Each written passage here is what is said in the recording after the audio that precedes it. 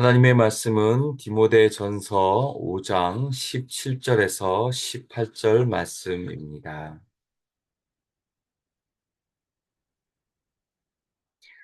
잘 다스리는 장로들은 배나 존경할 자로 알되 말씀과 가르침에 수고하는 이들에게는 더욱 그리할 것이니라. 성경에 일렀으되 곡식을 밟아 떠는 소의 입에 망을 씌우지 말라 하였고 또 일꾼이 그 싹을 받는 것은 마땅하다 하였느니라. 아멘.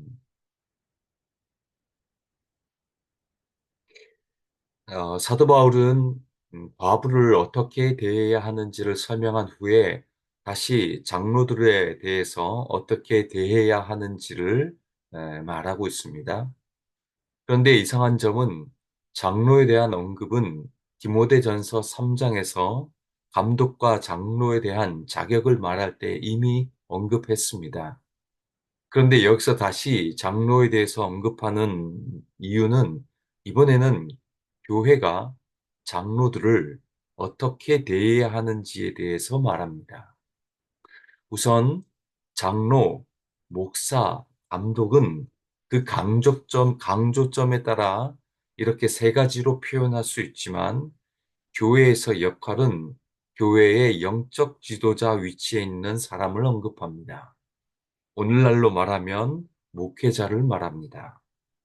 그래서 오늘 설교는 성도님들에게 저와 같은 목회자들을 어떻게 대해야 하는지 부득불 어, 제가 이렇게 부족하지만 설교하고자 합니다.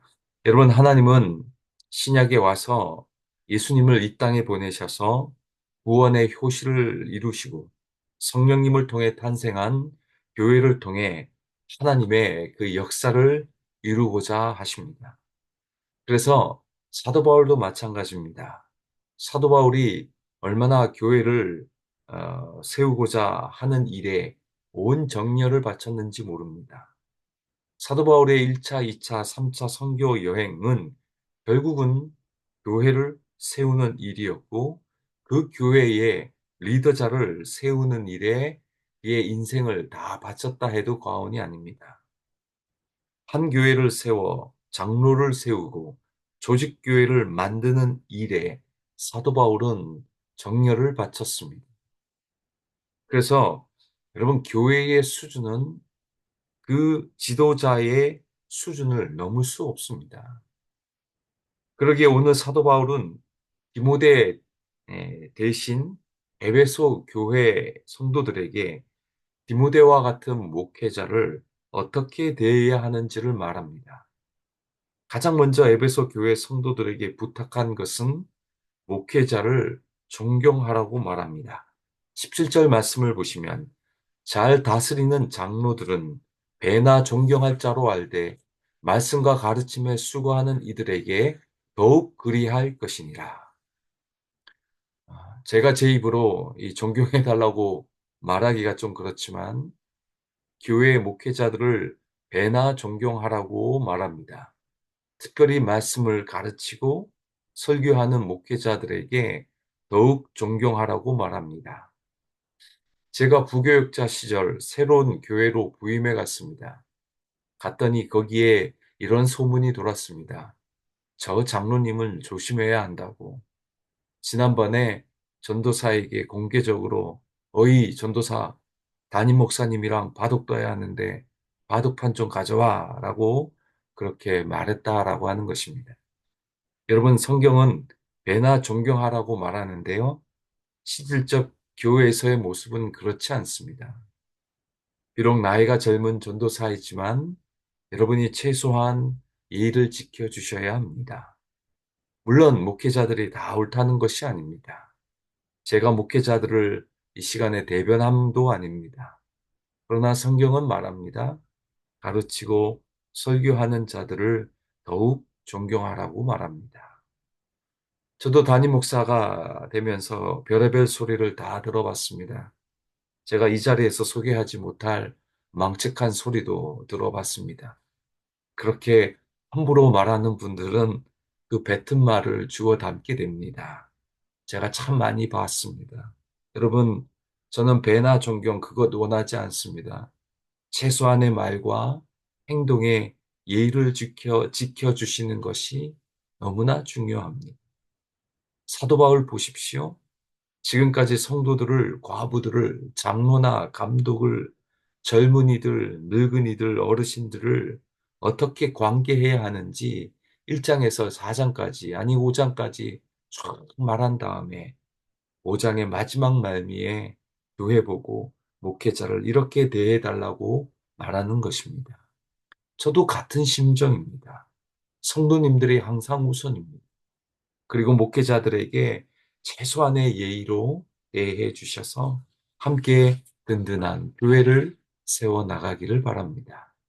그리고 어떻게 대해라고 말합니까? 18절 말씀을 보시면 성경에 일렀으되 곡식을 밟아 떠는 소의 입에 망을 씌우지 말라 하였고 또 일꾼이 그 싹을 받는 것은 마땅하다 하였느니라고 말합니다. 사도 바울은 존경의 표현으로 장로들, 감독, 목회자들에게 일하는 보수를 지급하라고 말합니다. 이 표현은 구약 성경, 레위기, 신명기, 고린도 전서에 또 다 등장합니다. 소가 일할 때 입에 망을 씌우지 말라는 말은 일하는데 먹게 하라는 것입니다. 그래야 소가 잘 일할 수 있다고 말합니다. 마찬가지입니다. 말씀을 가르치는 자들에게 교회가 먹고 살 수 있도록 재정적인 지원을 하라고 말하는 것입니다. 사도 바울은 고린도전서 9장 11절 14절에서 동일하게 말합니다. 우리가 너희에게 신령한 것을 뿌렸은즉 너희의 육적인 것을 거두기로 과하다 하겠느냐. 다른 이들도 너희에게 이런 권리를 가졌거든 하물며 우리일까 보냐. 그러나 우리가 이 권리를 쓰지 아니하고 범사에 참는 것은 그리스도의 복음에 아무 장애가 없게 하려 함이로다. 성전의 일을 하는 이들은 성전에서 나는 것을 먹으며 제단에서 섬기는 이들은 제단과 함께 나누는 것을 너희가 알지 못하느냐. 이와 같이 주께서도 복음 전하는 자들이 복음으로 말미암아 살리라 명하셨느니라. 여러분, 사역자들에게 마땅한 재정적 지원을 하는 것은 성경적입니다. 물론 정말 작은 교회는 이런 재정적인 지원이 되지 않습니다. 그래서 목회자들이 일선에 나갑니다. 이제는 이렇게 일선에 나가는 일도 문제가 되지 않는 시대에 살고 있습니다. 한인교회 목회자들도 마찬가지입니다. 그러나 기억해 주십시오. 성경적 원칙은 분명합니다. 여러분, 목회자들에게 재정적 지원하는 일은 틀린 것이 아닙니다. 그것이 바람직한 성경적 원칙입니다. 현실적으로 힘든 교회들이 있는 것 압니다. 그래서 사도 바울도 이런 고난이 있지만 이 권리를 요구하지 않고 참는다고 말합니다. 그러나 여러분 부탁드립니다. 어디 가서 교회 목사님들 사례를 주지 말아야 한다는 말은 여러분 하지 마십시오.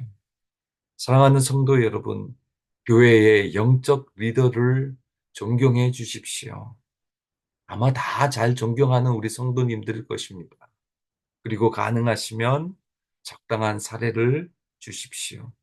이것이 여러분의 교회의 영적 리더를 대하시는 방식입니다.